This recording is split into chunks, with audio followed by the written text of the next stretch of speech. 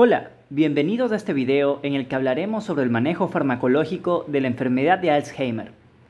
La siguiente presentación está a cargo de Carelia Vanessa Valverde Guayo, Evelyn Mariana Curimín Majara, Yuleisi Estefanía González Romero, Juan Manuel Orellana Cifuentes, con el apoyo del Dr. Roberto Eduardo Aguirre Fernández.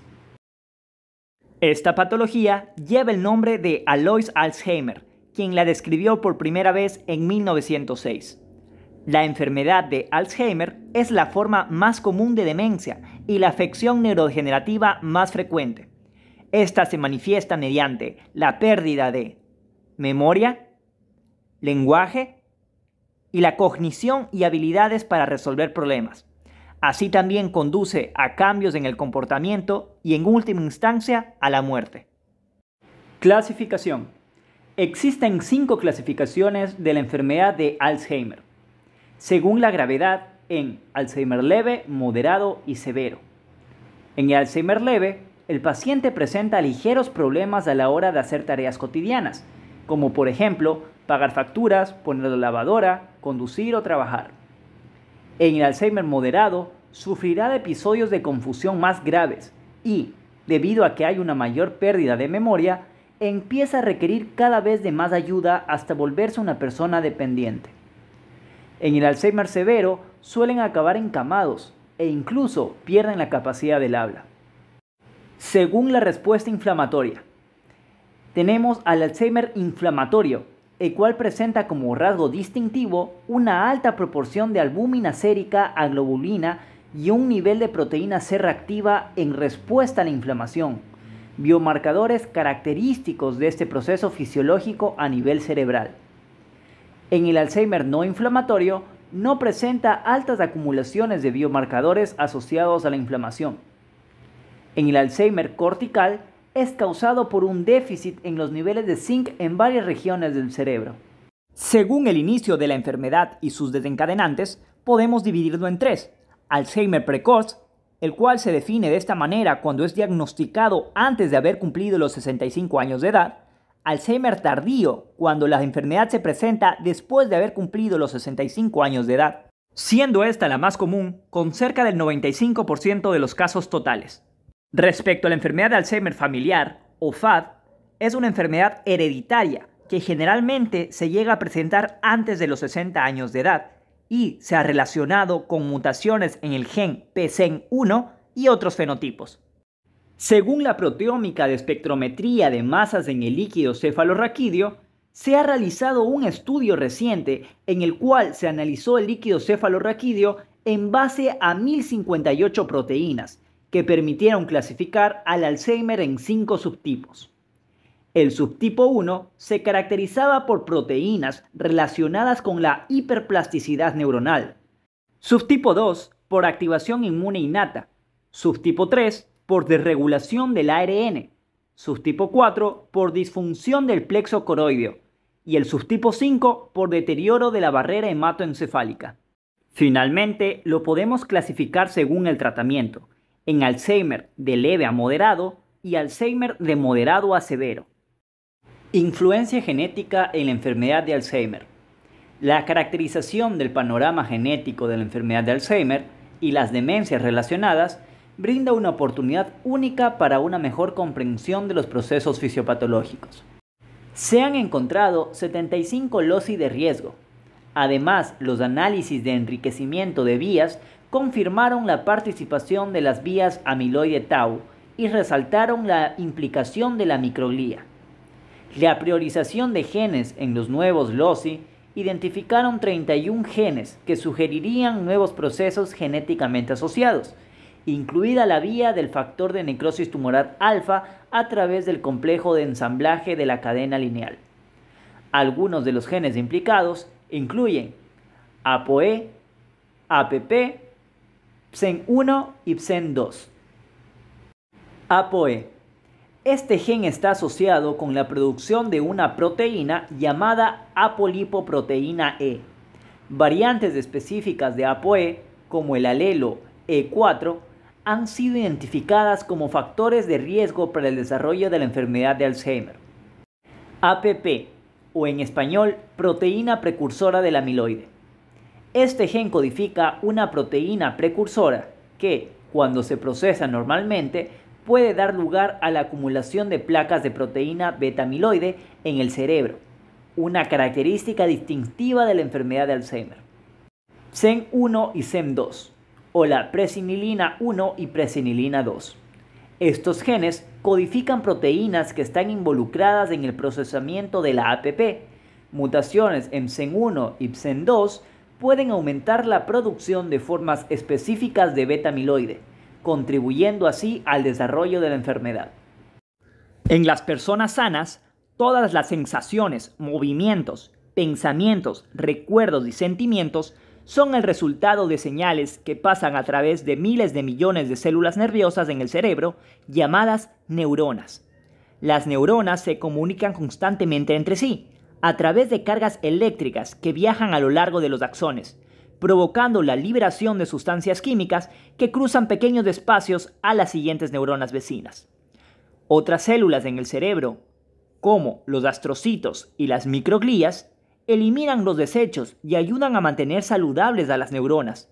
En una persona con la enfermedad de Alzheimer, la forma más común de demencia, los cambios tóxicos en el cerebro destruyen este equilibrio saludable.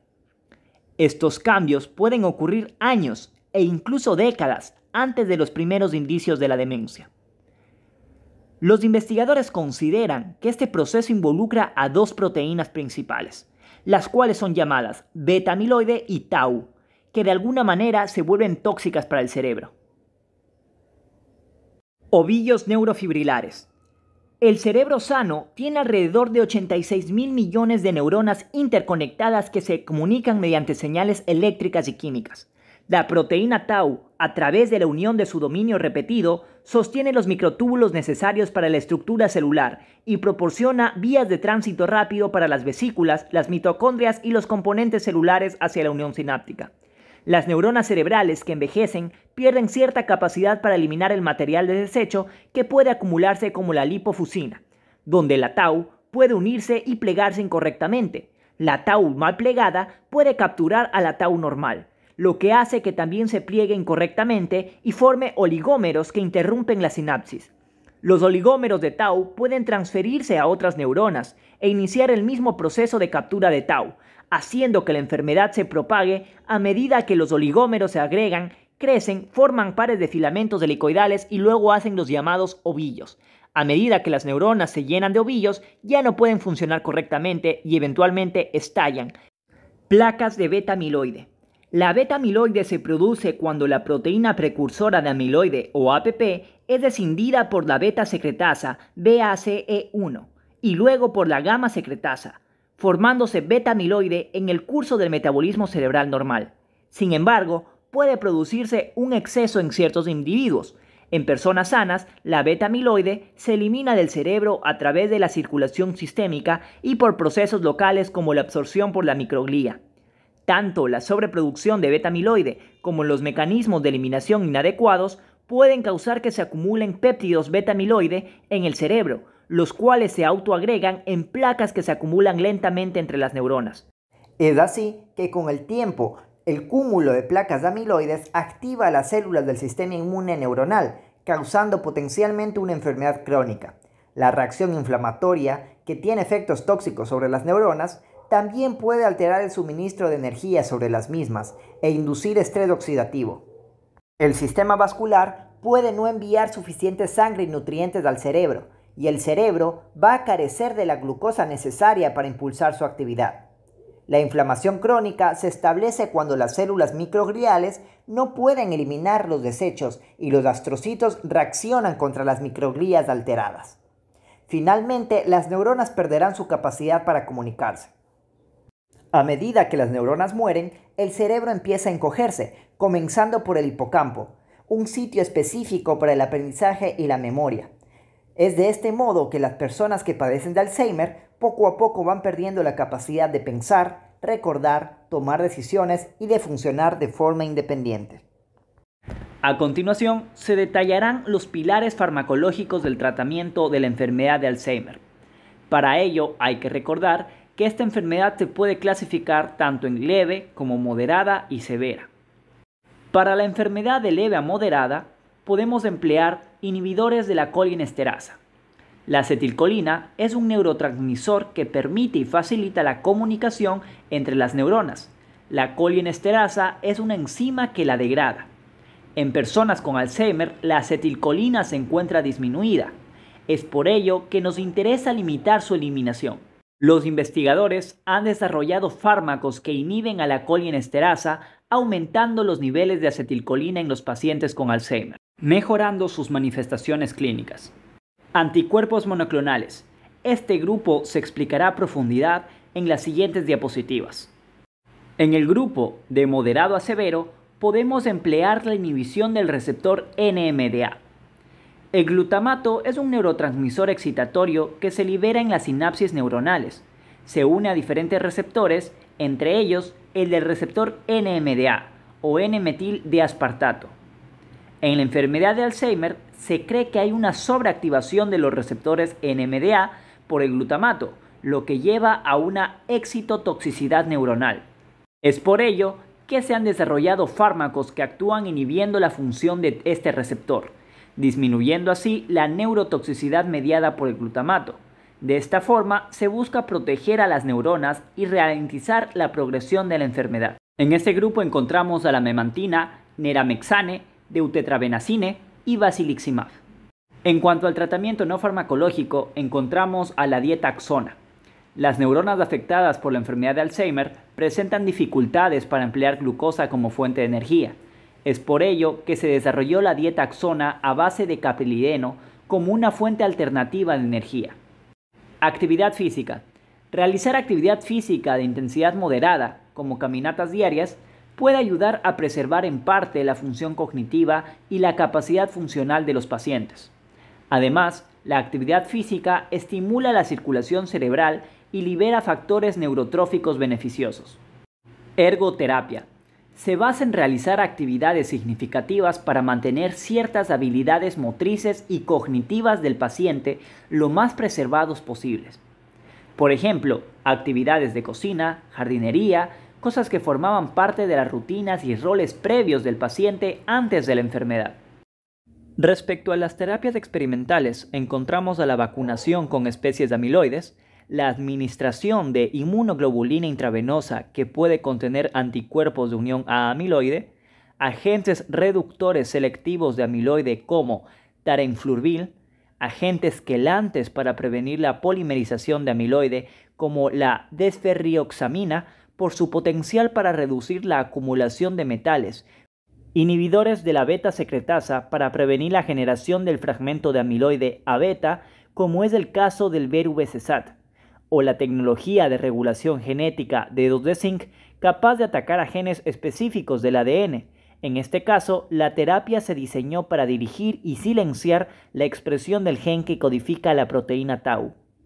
Respecto al tratamiento de los síntomas secundarios, los agentes neurolépticos como el haloperidol pueden ayudar con los delirios y las alucinaciones que se presentan en estos pacientes, aunque se recomienda que se usen en la menor frecuencia y dosis posible para minimizar los efectos adversos.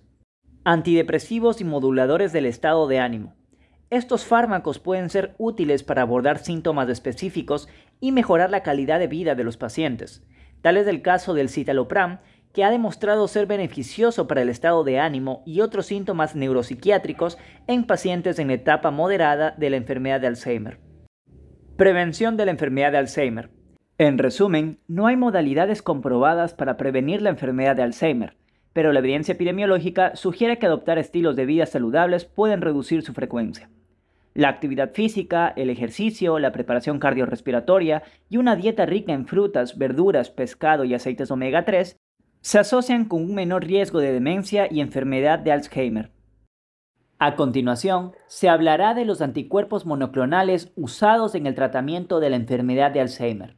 Cada molécula de anticuerpo está formada por 4 cadenas, 2 ligeras y 2 pesadas. Cada una de ellas es idéntica, unidas por puentes disulfuro que forman una estructura especial similar a una Y. En el ser humano, los anticuerpos realizan gran variedad de tareas, como lo es el reconocimiento y unión a antígenos presentes en las bacterias y ciertos patógenos para su marcación y eliminación. En laboratorio, los médicos han logrado conseguir la replicación de estos anticuerpos para poder emplearlos en el tratamiento de gran variedad de enfermedades como el cáncer y el Alzheimer. Los anticuerpos tienen forma de Y y se unen a su diana molecular, es decir, cada anticuerpo se dirige a una sola molécula específica. El anticuerpo y su diana encajan como las piezas de un rompecabezas. En el laboratorio se crean muchas copias idénticas de un anticuerpo monoclonal capaz de unirse a su diana molecular en la superficie de la célula objetivo. Los anticuerpos monoclonales se usan para bloquear moléculas que las células afectadas necesitadas para multiplicarse, marcar células que están causando alguna enfermedad para que el sistema inmunitario las destruya y transportar sustancias que dañan a estas células, como es el péptido beta-amiloide en el caso del Alzheimer. Una vez conocido el mecanismo de acción de los anticuerpos monoclonales, podemos identificar que únicamente va a variar la diana hacia la cual están dirigidos. Respecto a los anticuerpos que tenemos disponibles para la enfermedad de Alzheimer, encontramos que únicamente se encuentran aprobados por la FDA lecanemab y aducanumab, siendo lecanemab el fármaco que tiene menor cantidad de efectos adversos, y aducanumab, el cual fue aprobado en el año de 2021. Estos dos fármacos, junto con gantenerumab y donanemab, tienen como diana al amiloide como tal. Por ello son conocidos como anti-beta-amiloide.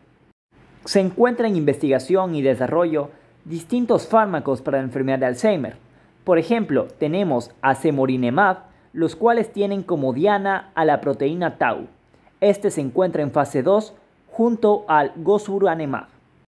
Por otro lado, tenemos a los inhibidores de la base 1 y base 2, los cuales son los genes productores de beta secretasa, que como recordaremos son aquellos que permiten escindir al amiloide.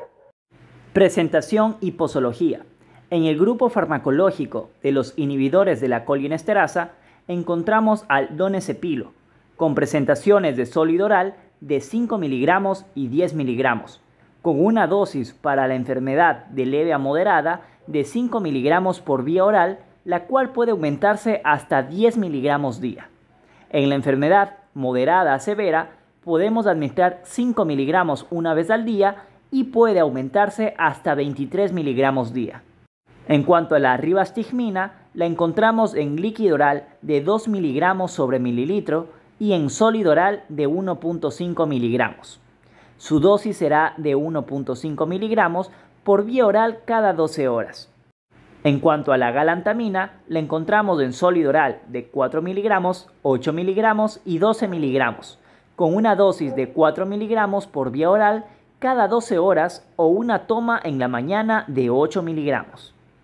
En el grupo de los inhibidores del receptor NMDA encontramos a la memantina, en líquido oral de 10 mg sobre mililitro, sólido oral de 10 mg y 20 mg, con una dosis de 5 mg vía oral una vez al día.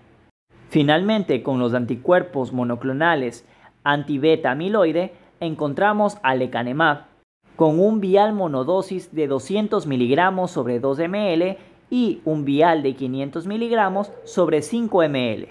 La dosis será de 10 mg por kilogramo intravenoso cada 2 semanas. Para culminar, aducanumab tiene una presentación de solución inyectable de 100 mg sobre mililitros con una dosis de infusión intravenosa cada 4 semanas de 1 mg por kilogramo de forma inicial hasta los 10 mg por kilogramo. El grupo y la Universidad Técnica de Machala agradecen su participación y tiempo empleado para escuchar la presentación.